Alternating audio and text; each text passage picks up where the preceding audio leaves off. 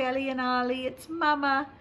It's another episode of Mama Reads, and I'm going to read to you the Bernstein Bears Get in a Fight. Do you guys ever get in fights? Oh, I can't imagine you getting in fights. When two small bears don't get along, the grown-ups worry. What went wrong? The Bernstein Bears Get in a Fight. Most mornings in bear country, the sun rose to greet the day, and the mockingbird sang its copycat songs outside an upstairs window of the bear's treehouse. And inside the treehouse, Brother Bear and Sister Bear would wake up. So there they are, sleeping in their treehouse, but it's time to get up because it's morning. Brother and sister usually get along very well. They took turns nicely with the bathroom. They said please and thank you at breakfast. They often sat on the school bus, and they often sat together on the school bus, and after school, they worked together happily on their special project, their very own backyard treehouse. Look at that. They're making their own treehouse to play in. And they are working together. They're helping each other and being very nice to each other. But one gray morning, brother and sister didn't get along well at all.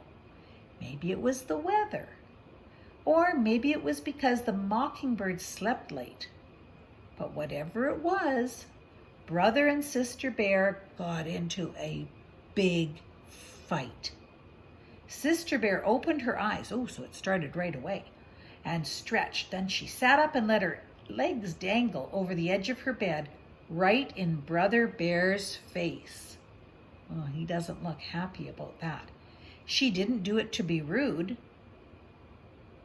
It was just one of those things that happens with bunk beds. Yeah, well, you guys know, except Hugo, nobody sleeps underneath you in your bunk bed except Grandpa and Mama when we come to visit. You'll have to try not to do that to us. But that morning, Brother Bear looks very angry there, and then he's mad. But that morning, Brother was not in a very good mood. "Sister," he shouted, "get your dopey feet out of my face." Whoa, Sister's surprised. She didn't know that she was doing that. Yikes, my feet aren't dopey, and they're not in your face, she shouted back. Get your dopey face out of my face. You be quiet, snapped Sister, and before Brother could answer, she skipped into the bathroom ahead of him. Which would have normally been okay, but I bet she took a long time this time. Yes, she took a very long time. Brushing her teeth, washing her face, brushing her hair. "You'd better come out of that bathroom," shouted Brother, banging on the door.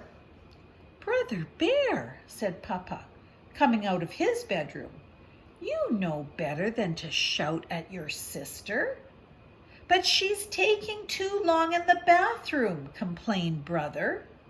"And she's doing it on purpose."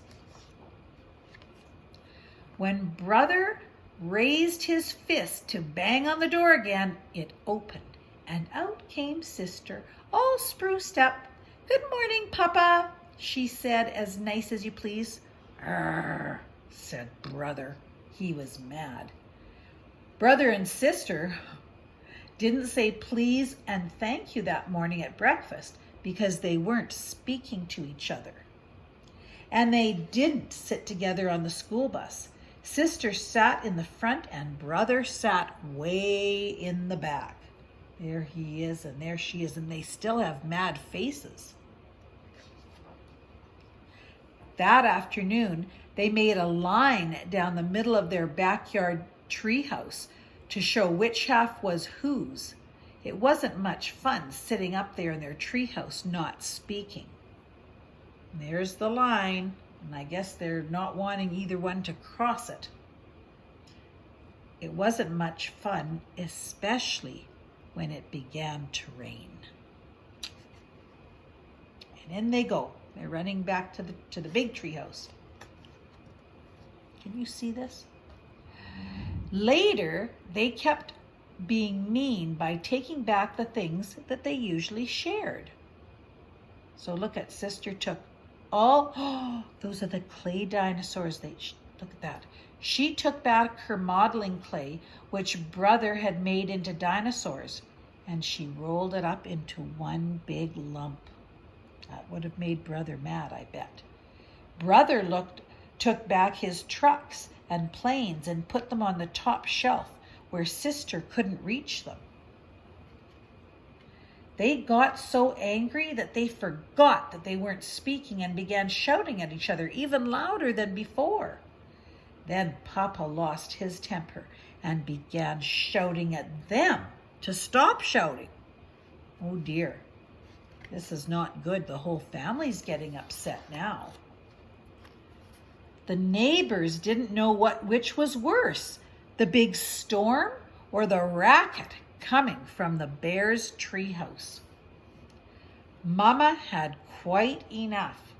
She put 2 fingers to her mouth and whistled like this. That's how you whistle. Very loudly, and I know that can be very loud. Papa and the cubs were so surprised that they stopped shouting. "I didn't know you could whistle like that, Mama," said Sister. It got their attention, didn't it? Oh, now Mama looks like she's going to start shouting. "Well, I can, and I can also tell you," said Mama sternly, "that I've had quite enough of this foolish fighting. Why, I doubt that you even remember what you're fighting about." The cubs tried to remember, but they couldn't, because it didn't really mean a lot, right? Something happened accidentally. Mama took the cubs onto her lap. "Everybody gets in an argument once in a while," she said, "even folks who love each other very much." "You and I don't have arguments," said Papa. "Oh, yes, we do," said Mama. "No, we don't," argued Papa. "We're having one right now," said Mama, "about whether or not we have arguments." Papa's going to think about that. While Papa thought that one over, Mama went on to say that occasional arguments are part of living together. We get angry, we even call each other names and say things we really don't mean, and after a while, it's over. "Like the storm," said Sister.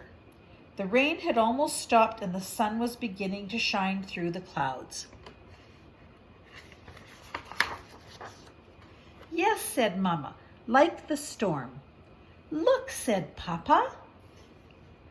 "The sun shining on the last of the rain has made a rainbow," which is a nice feeling after an argument and after a storm. "A rainbow is something beautiful that happens after a storm," said Mama, looking at the cubs. "You mean like making up after a big fight?" "Sort of," said Mama.